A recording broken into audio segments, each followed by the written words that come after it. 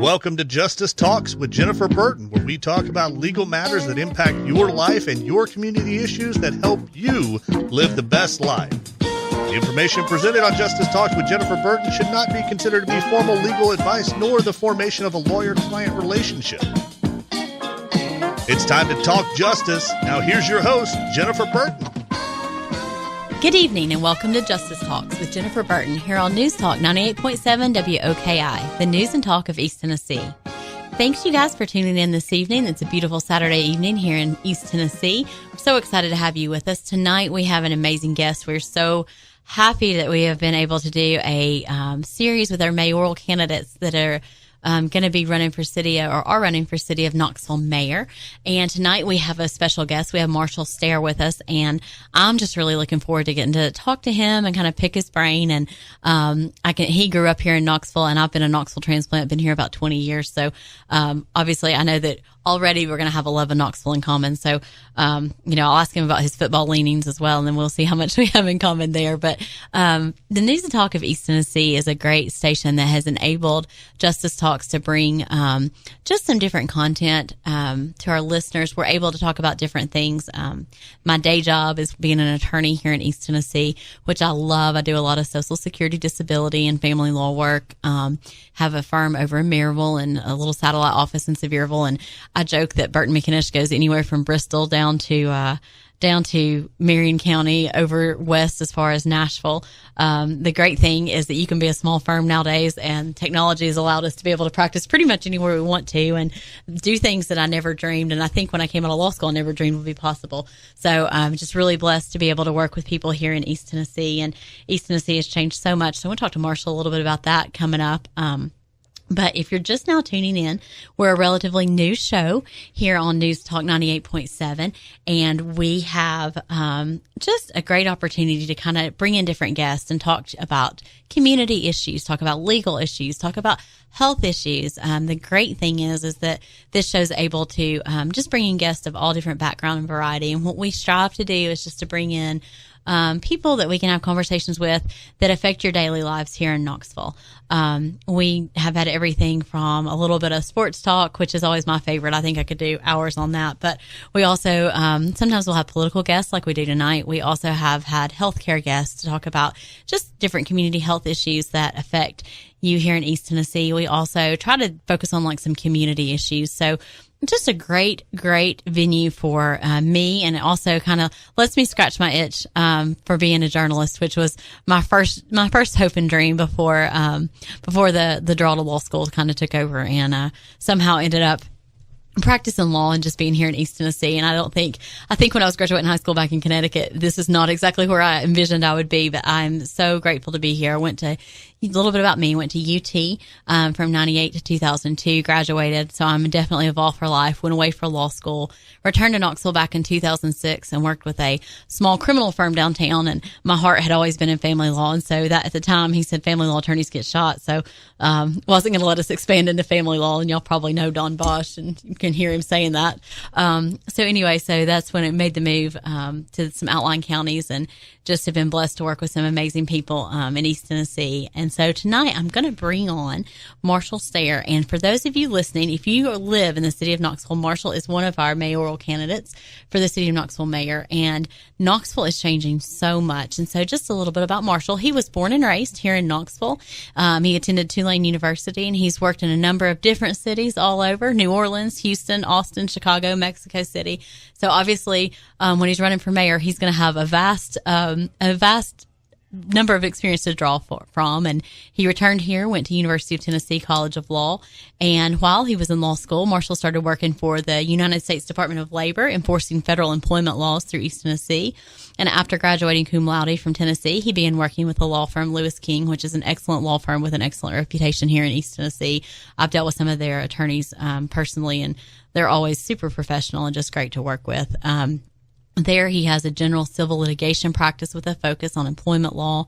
He is also involved in a number of diverse civic organizations, including the City People, Knoxville Symphony Orchestra, the Bijou Theater, the Barristers, and Knoxville Opera. He's fluent in Spanish. We will not be speaking in Spanish today, though, because I'm not fluent in Spanish. So, Marshall, I just want to welcome you to the show this evening. Thanks for being here. Oh, thank you so much for having me. That was a very kind introduction. Well, Marshall, I know that you are super busy. I don't know how you're managing. I've done a little research on you. I don't know how you're managing being a husband, a father, an attorney, and also running for city of mayor and all that you do. So you must not be sleeping much these days. Right. Between the law job, working on city council, and we've got some big things happening there, and launching a campaign with a 6-month-old. I tell people my hobbies are being neglected. Yeah, I was going to say, you don't have a lot of time for golf or anything that's just kind of, extra right now. So, yeah. Well, Marshall, tell us a little bit just about who you are as a person. I tried to introduce you from the bio as much as our producer had, but tell us who you are aside from obviously your role running for City of Knoxville. But who are you, when you're wearing a t-shirt and khaki shorts on a Saturday and you and your wife and your child are hanging out at home? Tell us a little bit about you personally, and then we're going to get into some of the politics and really just the City of Knoxville, because like I said, one thing I know for sure, listeners, is that anybody running for mayor for City of Knoxville has got to love the city as much as I do. And it's amazing. I've been here since 98, so I've seen so much change, and having grown up here, I think you probably have too. So tell us a little bit about who you are, Marshall. Well, I grew up not far from here in the Bearden area, went to Bearden Elementary, and, my family goes back a long ways in Knoxville. It's interesting when you're running, you go door to door a lot. And I'll never forget knocking on this one door. A gentleman said, if your grandfather hadn't have died, Standard Knitting Mills would still be running. And that just had such a big impact on me because my grandfather died in 1967. Oh, wow. And I was born in 78, so more than 10 years before me. But people remembered him as being a really good manager. So, have deep roots here in Knoxville, but went away to college and lived in different places. Sure. But realized, this is where I wanted to be. I've got family here, love it here, love the natural beauty, and came back to law school here in 2005. Graduated, started working. At that time I was single and wanted to become more involved, got involved in the Central Business Improvement District.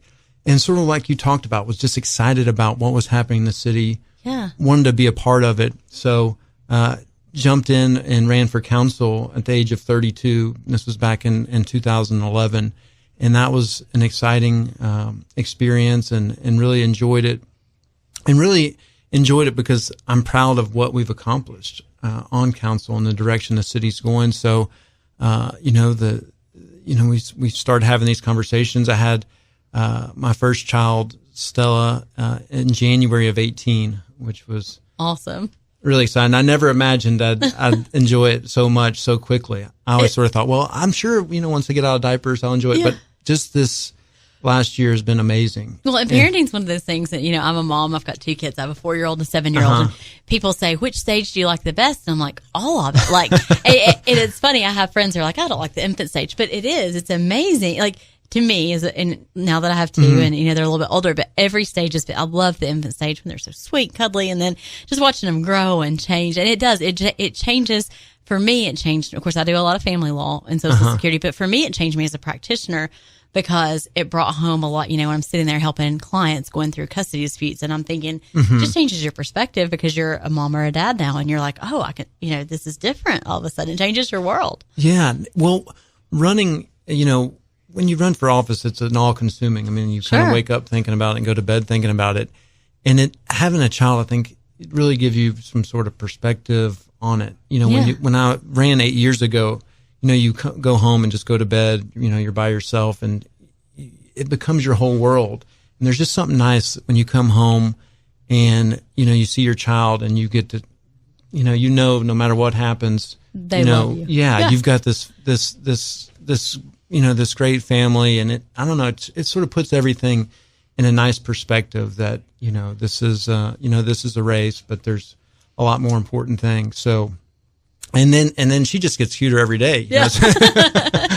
And I'm sure you're not smitten at all, but it does help put things in perspective. I think, I had children a little later in life. And so, I was a litigator and I loved being in the courtroom, and I'd be at mediation till 10 o'clock at night, and it didn't bother me, and I'd go in early and all these things. And so I think having children changes your perspective and gives you a little more global approach. On the other hand, for me, I think it also heightens your sense of responsibility to your community because you care so much about, having this good environment to raise family in, and I think it just changes you. Yeah. There's so many issues from, education. Obviously you start to think a lot about more, but just cleanliness in parks. You become more worried about, that stray needle in a park. And so you do become, more focused on issues. Not that wasn't important to you before of keeping our parks clean, but you get that fear that parents have that if something happening to their child. So that's been very good. And then in terms of social media, I get the most engagement with the pictures of the child. Oh yeah, no offense, but any politician I've seen over the years, and I'm telling my age a little bit, but the first presidential campaign that I remember was the Dukakis run in '88 against George Senior Bush, and so and it's their family. The families are what really I kind of remember. So you guys out there listening, we are going to continue the show. We've got about 45 more minutes with Marshall Stair, which is going to be amazing. So we can get into some kind of the meat and potatoes, why he's running, what he sees for the city of Knoxville coming up. So hang tight, and we will be back on the News Talk of East Tennessee, 98.7 WOKI.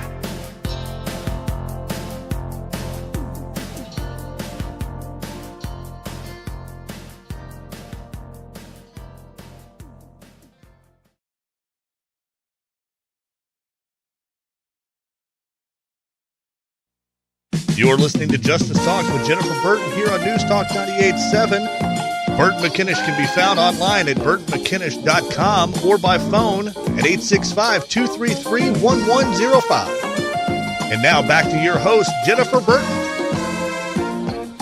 Welcome back to Justice Talks. I'm Jennifer Burton, and this evening I'm here with Marshall Stair on News Talk WOKI 98.7. We are here with Marshall to talk about his quest to be the mayor of the city of Knoxville. And last segment, we were talking just a little bit about who you are personally, Marshall.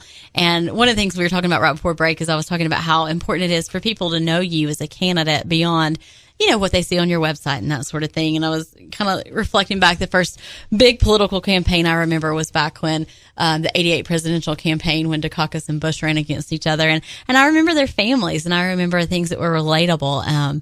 Looking back years later, platforms are so important, but I think people really connect to, like you said, to you as who you are when you're not, stumping for City of Knoxville mayor. So, Marshall, tell me a little bit about, when you think about Knoxville today, what are you, and you've been involved in the City of Knoxville for a while now, obviously as a council member.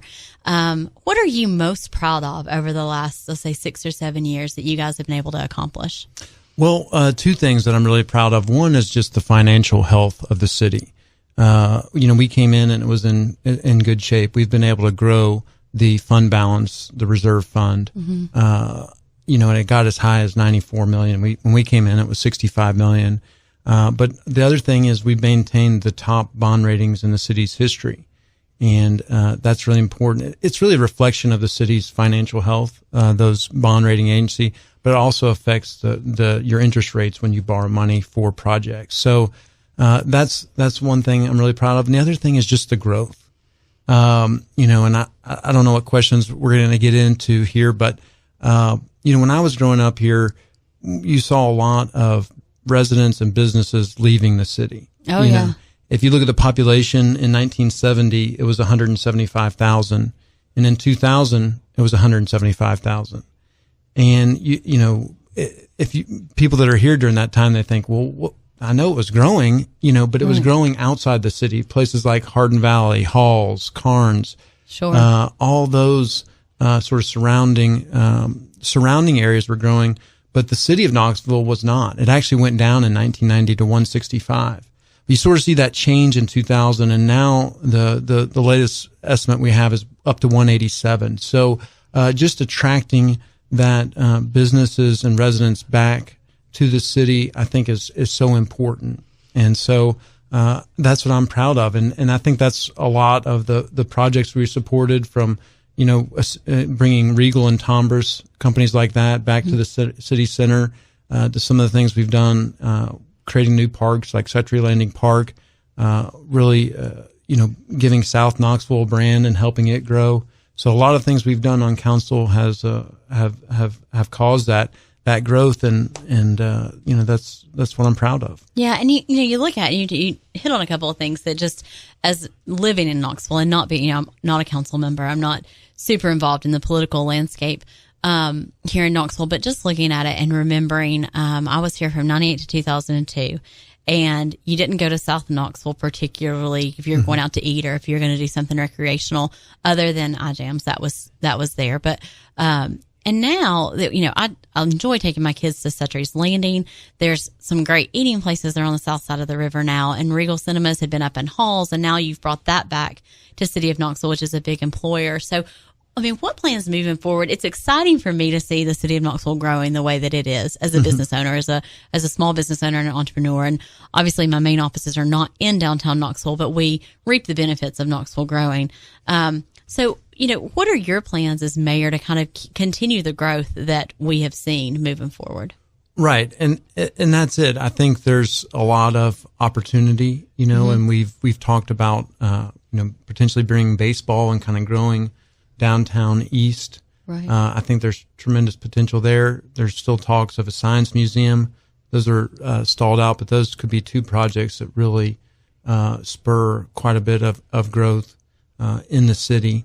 But it's just about a commitment to investment where there's been disinvestment for years. So on Sevier Avenue in South Knoxville or Central Avenue in Broadway, and then, making sure places like Fountain City and Bearden remain healthy. And I think we can do that. And I think there's going to be more demand for mixed use, where people want to live close to amenities. And so, my administration would be, intentional about finding locations, for that and helping landowners do that through infrastructure, and investment. And that way, those areas would start to grow. Because you have to remember, the city, we don't annex unless it's voluntary, which is pretty rare. Rarely does somebody say, hey, would you please like to annex me? I want to pay city taxes on top of my regular ones. Yeah. Right. So the only way we're growing is through, through rehabilitation or redoing of buildings. So, I think that's how it would happen. And, I really feel the winds at our back, that people...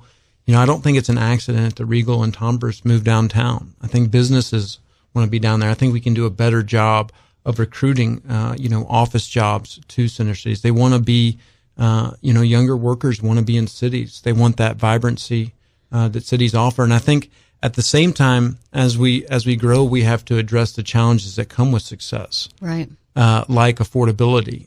And this last budget, the mayor's proposed, and I'm supportive of, $2.5 million for the affordable housing rental fund. And so I think that's important, that we maintain our affordability. I think that's one of Knoxville's strongest suits. That's what I was going to say. Knoxville is one of the things that really sold Knoxville for me when I was making the decision on coming back after law school.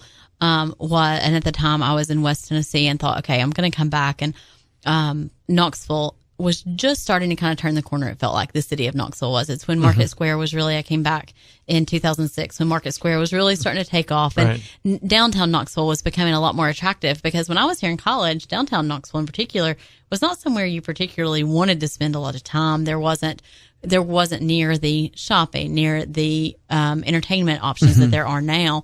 So I think that you hit on something. It's like, how do we keep it attractive for young people, young working professionals, without getting into that skyrocketing cost? Like, I know that one of our sister cities, Nashville, has had incredible growth over the past 15 years. But one of the things that we're seeing is they're starting to price out. They're starting to price themselves out as far as housing goes, and the housing market, the apartments. And so when you have young professionals coming in who are not yet at their peak earning potential, how do we kind of balance that and keep it like, hey, we want to attract all of this growth, but we don't want to price people out of the neighborhoods. Right. It's all about sustainability, and we've seen growth which has been healthy, but not that kind of exponential growth where you do see displacement and see get to a point where people are priced out. So I think it's about being extremely vigilant on the affordable housing front. I think that's and we've reacted quickly. You know, and I remind people this problem. When I came into council in a lot of neighborhoods, the top issue was vacancy and blight. Right. You know, vacant properties, blighted properties, you know, boarded up houses. And in some of those same neighborhoods, the top issue is affordability. And that's just been in a few years. It's been so quick, it seems like, just for me, just right. Outside looking in and just being a consumer, it seems like it has been so fast. Even when you look at like going up Central Avenue, you know, that I can remember being boarded up not too long. And now it's just, there's growth and new storefronts and people are moving in there left and right. And it's just growing so much, which is exciting. And I just, you know, I think we reacted quickly, creating the affordable housing, you know, fund, and it's already reaping benefits. You know, a few meetings ago, we approved over 200 units.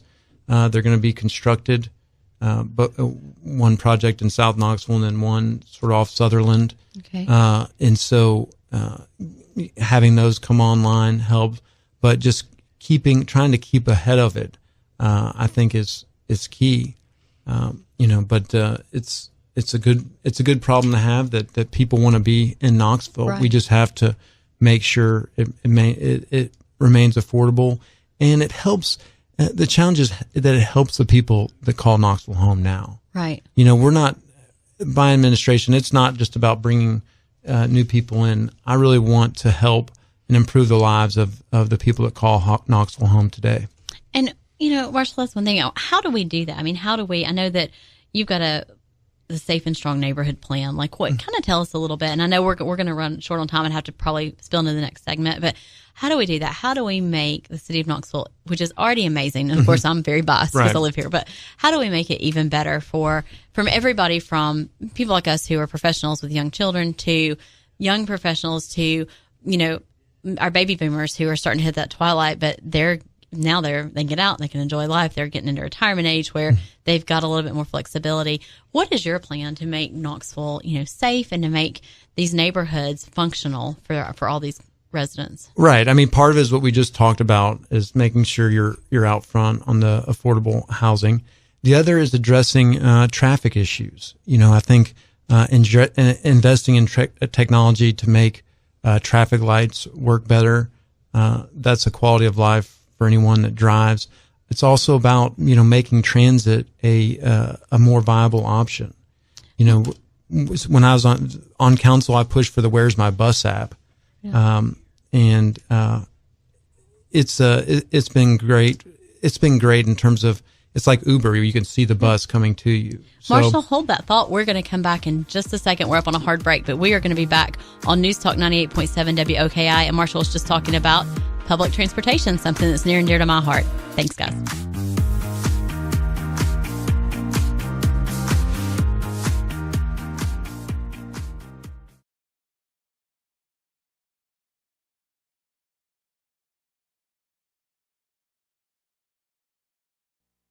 You're listening to Justice Talks with Jennifer Burton here on News Talk 98.7. Burton McInnish can be found online at burtonmckinnish.com or by phone at 865-233-1105. And now back to your host, Jennifer Burton. Welcome back to Justice Talks with Jennifer Burton here on the News and Talk of East Tennessee, 98.7 WOKI. This evening, we're visiting with Marshall Stair. He is one of the leading candidates for the City of Knoxville Mayor.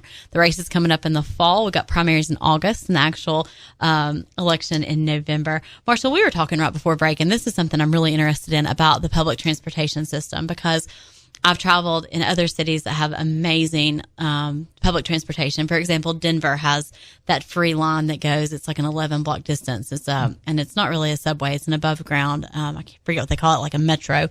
Other cities, you know, New York has a subway. Obviously, we're probably not going to be in a subway at any time. But just some public transportation issues.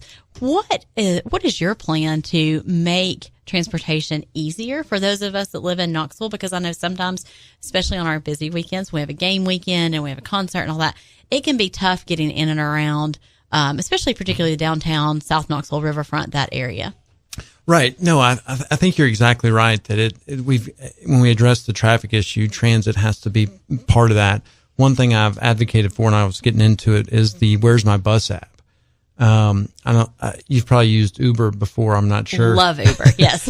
Well, to me, one of the best things about Uber is you can see the Uber coming or the taxi coming to you. Remember when you used to call the taxi and you're like, I don't know if it's going to be 5 minutes or 35 minutes. And you're waiting and you're thinking, like sweating, am I going to make it to the airport on time or not? Because I don't know how far out there. Yes, those are, for somebody who's type A, yes, I remember the anxiety that went with that. Well, I'm a regular bus rider, and the bus is the same way. It's not the wait that's the problem. It's sort of the wait and not knowing. Is the bus a minute away? Did it get a flat tire? What is this thing coming? And the Where's My Bus app, you can see the bus coming to you in real time. So I think that's one thing that should really improve rider experience. The other things that I think we can do is, we're on a long range plan to increase frequency, which has shown that's really what increases ridership. When people don't have to manage schedules to try to get a bus. Sure, because if you've worked all day, the last thing you want to do is sit and wait for 30, 45 minutes to get a ride home. Like, you would like to have a little bit more, right? I'm tired, I'm ready to get home. I've got a sitter waiting, whatever it is. So I think the frequency increase would be excellent. The other thing I think we need to do is shelters. A lot of our stops, to me, one, it's about rider experience. When it's raining or really hot, just out there and you're next to a pole, it's almost sort of a dignity issue to me. Yeah. But also, to me, shelters sort of raise the profile. I think our system's somewhat invisible. Our signs are really small. So that's something I think we can do. The other thing I think we need to do more is partner with employers, downtown especially, to make that part of the mix, to make sure they're offering transit to employees instead of just parking. And then so those are the main changes. And I think we can continue to use technology and perhaps partner with businesses to show, if you're in a coffee shop on Broadway, that you'd have a sign north and southbound buses, when they're coming and going. And then lastly, something that, we're going to pilot this year is expand the trolley system. Again, that's what you mentioned in Denver. Something about trolleys being free, people are more likely to ride them. So I think it's a fun experience sometimes if you have young kids, and I think it's that anything freeing the kids, parents are going to like, and people with lower incomes, it's going to make it easier for them. And the trolley system around here is great, but it does sometimes get a little congested, and it's not quite as extensive as it could be. And I know Chattanooga has it's not a light rail, but it's similar to a trolley that runs up and down their main drag down there in Chattanooga and, Denver, some other cities that have done that. And I think it's great. And it's great to be able to hop on and hop off, when you're downtown, and you can park a little bit further out, not pay for parking. I mean, I think City of Knoxville's done a great job giving us, free parking at night and on weekends, obviously to attract people. But, I don't know how long we can keep that up. And, as we experience this growth. Right. And I think with the trolley system and just transit in general, what you can spur is additional development, and transit oriented development. So, one of the things growing up here, it seems like we used to prohibit housing on our major corridors, and yet we sort of encouraged apartments on ridgetops. Well, guess where our transit runs? It runs down the corridors where people don't live. So it makes sense to, get your housing close to where the transit is, especially your denser housing like multifamily or apartments. And I think that's a way where we can grow smart into the future. And this is not just Knoxville. This is, Knox County. Sure. And I think from an environmental perspective too, like just as we move forward and we've learned more and more and get educated more about the impact that, fossil fuels have on the environment. And we are obviously a city located in a beautiful environment. So here we are sitting in the Smokies. We want to be environmentally friendly, and we want to be thoughtful, I think, as consumers about how our decisions affect the environment long term. And I think, anytime that you can cut down on the number of cars you have on the road by using public transportation, it's a positive.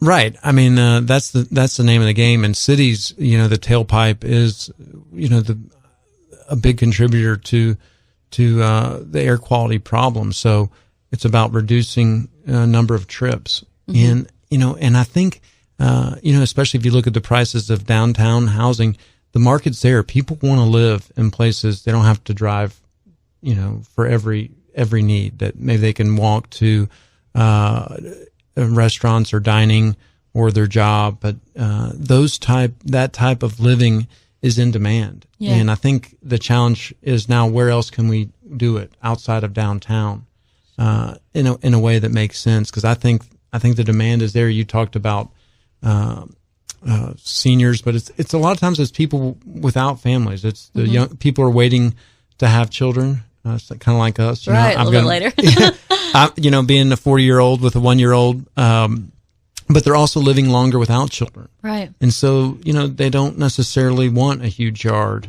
and a lot of square footage. They'd rather be able to walk to a park or walk to a coffee shop, that type. And I think that's where the city of Knoxville has a real advantage over, the region. I think we're the natural place for that to occur. Tell me a little bit, Marshall. I was reading about some of the recoding that's about to come up for vote on May 14th. What about these pocket parks that we're hearing about? Is it something you're for? Is that something that's going to help us as a city? Basically having, more green space available wherever you live, whether you're in Bearden, whether you're in Knoxville. I mean, is this something, it's our park system. Are you happy with where it's at, or is it something we need to increase? Yeah, no, I think they can be tremendous. I mean, in my neighborhood, there was a vacant parcel. It's turned into a park, and we go there regularly. I mean, almost every day now. Right. It's got a swing set, and it's a real sense of pride in the community. And it's nice. The advantage of the pocket parks is that you get them so close that people can walk to them, and so that's important. We have parks that are absolutely phenomenal that we definitely need to support, like Lakeshore, and Victor Ashe, which are larger parks. Right. But it's that mix. And, I think green space it gets back to that quality of life issue we talked about earlier. In quality of life, parks and trails, arts and culture, we talk about them as just amenities, but these are the things that bring in talent. Right. When you talk about attracting and retaining talent, those type of issues are important. So it's also necessary for Knoxville's success that we have these amenities to attract and retain talent. And I think it's easy when you look at a city, at least for me, it's kind of like a tapestry, and you look at it and it's like a beautiful rug and you see the gorgeous product. But if you flip it over, there's a lot that goes into that gorgeous product. And that's kind of how a city is. I've heard that. I like that. It's kind of how a city is. It's like you look at Knoxville and you're like, man, this is a great place. But you flip it over and you see all the things that can't just be parks. That can't just be, obviously financial health is so important. And Knoxville's blessed right now that we have really, we have done well the past decade. So, there's other things that come into it, like, activities. And I know that the city doesn't control Knox County schools, but how important is it to have a strong educational program so that the city of Knoxville stays vibrant? And again, I know that the budgeting differences and all that, but right. Tell me, how do you work hand in hand to make that be really well? It's absolutely vital. We're never going to have a truly great city without a great school system. Sure. And the reality is that a lot of the schools inside the city, underperform. So sure. It's a top issue for our citizens, and it's something that I will, be vocal about. Okay. The city doesn't run the schools, right. But I don't think that means the mayor should be silent. Right. It's not that like we can turn a blind eye and say, well, that's a county problem, I'm not going to touch it. So the things I've spoken out on the past, when there was a budget proposal to cut programs to our neediest students, I spoke out against that. Yeah. I think that's where the mayor can have a role in that. The other issue is community schools. We've funded those, and those are about addressing challenges that low-income students have that higher-income students don't. Things like health issues, or just making sure they have food for the weekend, tutors after school, those type of issues. That's where community schools fill that gap, and I'm also supportive of that. But it's certainly an important issue, and one I won't overlook. And I'd love to continue talking about that when we come back from break here on East Tennessee News Talk 98.7 WOKI.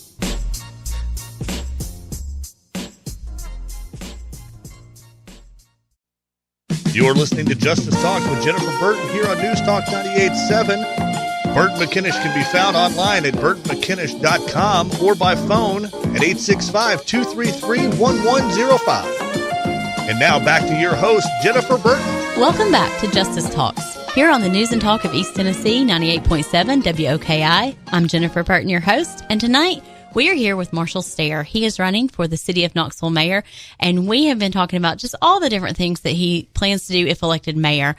Marshall, this is our last segment, and we've had so much to talk about, but one of the things I want to ask you about is tourism. And we've heard some of the other candidates talk about tourism. What is your plan for attracting more people to Knoxville? I mean, we have a really good, I feel like we have a really, from the outside looking in, a really good attractability, just the affordability, the mountains being close by. We have tons of sports to offer. So do you have any plans specifically for tourism, or is that something that you're just going to continue kind of what we've been doing? My thought on tourism, and I think what's actually worked in Knoxville, make Knoxville great for Knoxvillians, and the tourism will take care of itself. And I think that's what's happened, with downtown. I think the impetus for really improving downtown was important for Knoxville. Knoxville wasn't going to be successful without a successful downtown. But by making it vibrant and bringing in all those businesses, it's a great place to visit. Right. And so that's kind of gone hand in hand. Knoxville, so if you have the entertainment, the two theaters, have brought the events, I think that brings people in. Obviously the restaurants and the nightlife, that's something that, those things bring people in, make it a great place to visit. The other thing is our natural beauty. And so we've got places like Imes, the urban wilderness, taking advantage of sort of what's already here. That's what I think will lead to tourism, which is an important part of the economy. But to me, that's the way to do it. In addition to that, potentially bringing baseball back to the city, I think would increase tourism, as well as the potential science museum. Those things as well. And of course, we've got the zoo, which we've supported over the years, that brings in some tourism as well. So, I think it's increased, but I think we focused on making it great for the people here, and that's what made it a great place to visit. Yeah, so, I think that's a good point. If you've got happy people, their friends and family are going to visit them, and then all of a sudden we're going to turn into, we can't keep people away because they're loving our cities as much as we do. How do you feel about baseball coming back to downtown Knoxville? Is that something? I mean, I've had naysayers say, well, look, we've already got the Vols, we've got so many athletics here, like, let it stay out. But I've also had other people say, no, bring it back. We want the Smokies, here in Knoxville. What's your position on that? And do you think that do you think it's going to be healthy down the road? Yeah, no, I think it's, the potential for it is tremendous. The owner of the Smokies has worked together to buy parcels to place it a little bit east of the old city. Mm-hmm. And so I think it's a natural way for downtown to grow east. I think it would help bring in new business. I think it would help current business grow. And I think the thing about baseball is that, they play quite a few games. So whereas the football team, the Vols, we all love them. And it does a lot for, the city when they have home games. They just don't have that many home games there's every year. Not that many home games. Baseball, I think, can do that. So the challenge is getting a deal that works. We have to get the county involved. It's really a regional amenity. I think people would come from all over to go to games. So, getting them involved is key there. And then just making sure it's going to be successful, I think, is also important.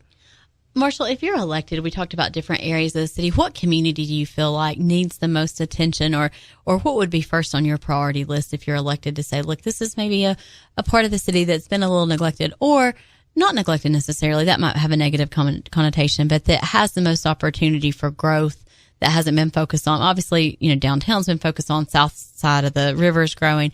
So what would be the first community you really focus on? I would want to focus on the city of Knoxville's not that big. Mm-hmm. I think we've gotten downtown going. Now it's time for the next administration to really focus on the different neighborhoods throughout Knoxville, and making sure that that things are working there, that there's investment, that people feel good about it. So there's not one over the other. I know when you go around town, a lot of people do feel left out, but I feel like in every part of the city, there's good things happening. And a lot of it is sort of what you said. You have to take advantage of opportunities. The city, it's not like Sim City where we go and right. build these, shopping malls or, apartment complex.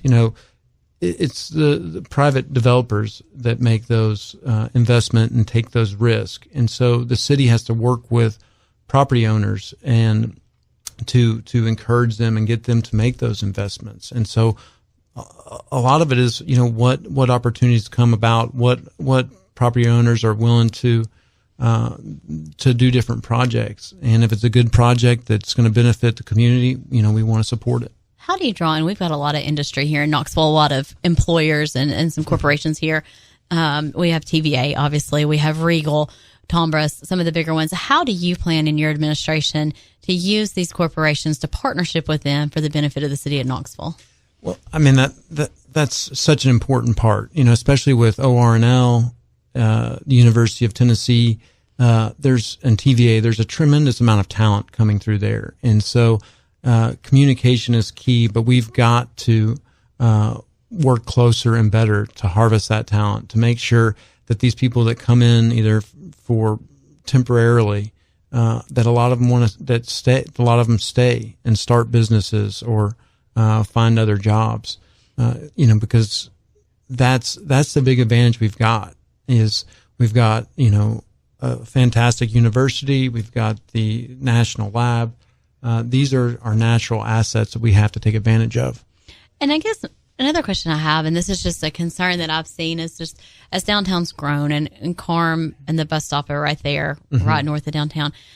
We have a homelessness issue in Knoxville. And when I say issue, I think all cities face that. Right. We're a temperate climate. It's certainly not exclusive to Knoxville, and just doing kind of the work I do where I deal with a lot of Social Security clients, some of which have mental health issues. How do we as a community, I had a guest on last week, Karen Pershing from MDC, but how do we as a community, and how would you as mayor, help Knoxville to help our homeless, to help our less fortunate population in a way that's not going to, that's going to, basically take care of these people who need a little bit of extra help? Like, how do we do that as a community?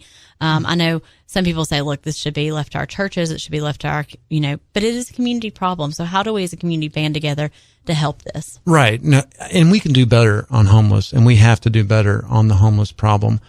I think first it's about keeping people in their homes. One of the alarming things we're seeing is that you're seeing more female and families that are homeless. Right. And so these are people that, are missing a rent or a couple months rent. And next thing you know, they're homeless. So we've got to make sure there's those programs, rental assistance programs, to keep people in their home. Two, we have to be more aggressive about getting resources to the homeless population. And instead of sort of opening our doors and see who comes in, what the city, and we've recently started doing this through VMC, is sending individuals out into the community and to talk with these people to get them connected to the resources we know are out there. I think that's the kind of work it's going to take, because I think this is part of the population that they don't know what's out there. They're not really looking for a change for perhaps mental health or drug reasons. So that's why you have to be aggressive, go out into the community, find them, make sure they're getting the resources they need. And then the last is work with the state. There's a segment of the population that's going to need pretty significant intensive care that's ongoing. And we need to make sure that they're at the table to help fund that. I think if we do those three things, I think we can make a dent in the homeless population. Because it all is just an interwoven, you can't look at homelessness or addiction or mental health as separate issues. I think they all touch on each other. And so, right. And you don't want, I think one thing that we want to avoid as a city is having one phenomenal organization doing great work over here and another one doing it over here. And it's like, wait, let's meet in the middle. We can reach more people. So just uniting all of these efforts. And I think Knoxville has a great spirit of unity about it in the most part, but it's like, how do we unite all these people so that we're all moving forward in the same direction for the positive benefit? Right. And you mentioned it. I mean, housing has to be in the mix. I mean, you're not going to be able to train somebody for a job or address their drug addiction or mental health issue if they got to go sleep under the bridge at the end of the day. No, and you, even our drug courts, and I don't know how familiar you are, but we have drug courts up in the 4th Judicial District and in some of the other counties. And one of the problems is these people come out of drug court, they're clean, but they have nowhere to go, but they don't have a job yet. Right. So it's like, okay, where, you send them. And so the MDC is doing some great things with just some grants and kind of some loans to kind of get people into housing. And I think that's something the City of Knoxville can really focus on as well. Well, Marshall, I've enjoyed you having on the show. I want to let our listeners know if they have questions, if they want to know more about you, how do they get in touch with you? What's the best way to find you and have a meaningful conversation if they've got some questions? Sure. My website's a great place to find me, marshallstair.com. Email is great as well, marshall@marshallstair.com, or phone 865-771-9215. Marshall, I really appreciate you being here tonight. It's been so helpful to have you here and just to hear from you. And best of luck in August and best of luck hopefully in November.